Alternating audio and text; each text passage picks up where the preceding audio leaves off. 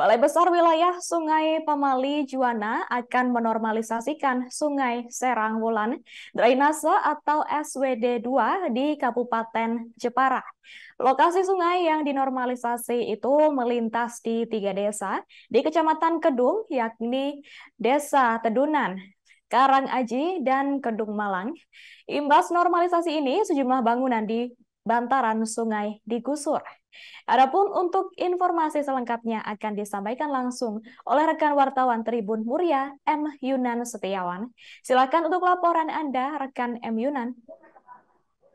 Baik, rekan Nina, saya sampaikan bahwa dalam beberapa hari ke depan, tepatnya tanggal 10 nanti, 10 November, akan ada rencana eksekusi bangunan yang berada tepatnya di bantaran Sungai Serang Wulan Drainase atau disingkat SWD 2.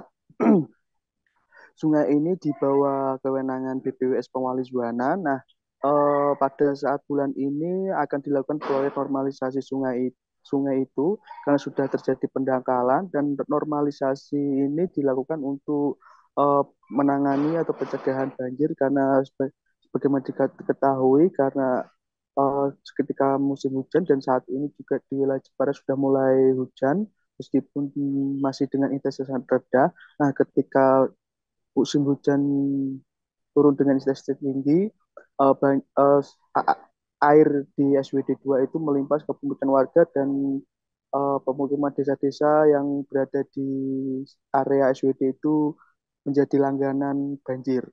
Nah, tindak lanjut dari kekunjungan Menteri PUPR dan setelah itu ditindaklanjuti oleh BPS Bawah Juwana akan dilakukan normalisasi karena SWD 2 ini mengalirkan sungai langsung ke laut. Eh, Kemarin saya sudah meninjau langsung salah satu bangunan yang akan menjadi target relokasi atau penggusuran, yaitu di Pasar Karangaji, tepatnya di Kecamatan Kedung, Kabupaten Jepara. Sebenarnya di Kecamatan Kedung ada selain Desa Karangaji, ada Kedung Malang, dan ada Kedunanu. Jadi kemarin saya mengeceknya di pasar itu. Nah, itu di sebelah utara dan selatan juga rencananya akan dinormalisasi karena ada beberapa area BPWS yang ternyata sudah diduduki bangunan warga, termasuk juga fasilitas-fasilitas umum. Nah, untuk sementara waktu yang paling dekat rencananya ini bangunan-bangunan semi permanen atau permanen yang berada persis di bantaran sungai atau persis di tanggul. Nah, ini nanti akan dinormalisasi, akan digusur bangunan-bangunan itu akan disterilkan dan di area sungainya juga akan dinormalisasi. Nah, rencana ini penggusuran ini sudah sampai di telinga pemilik apa penghuni-penghuni bangunan atau penyewa-penyewa kios di Pasar Karangandu itu. Mereka sudah mengetahui rencana itu. Mereka menolak karena mereka bersedia kios-kios pasar itu digusur seandainya ada tempat relokasi yang representatif atau setidaknya disediakan dulu tempat relokasi, setelah itu mereka bersedia dipindah. Tempat relokasinya pun harus representatif, artinya harus dekat dengan pemukiman warga agar pasar-pasar itu ramai ya, ramai pembeli dan aktivitas jual beli itu aktif.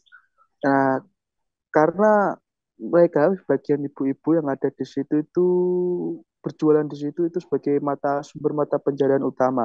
Jadi mereka khawatir ketika itu dipindah otomatis mereka kehilangan mata pencaharian.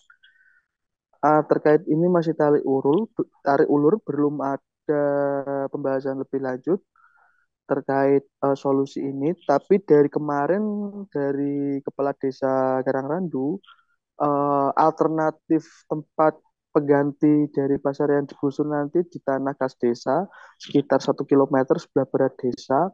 Itu di sana ada desa memiliki 10 hektar tanah dan 1 hektarnya itu nanti digunakan untuk tempat relokasi. Nah, dari letaknya itu tempat relokasi ini agak kurang strategis, jadi tidak kebanyakan warga itu keberatan dengan alternatif pengganti ini. Jadi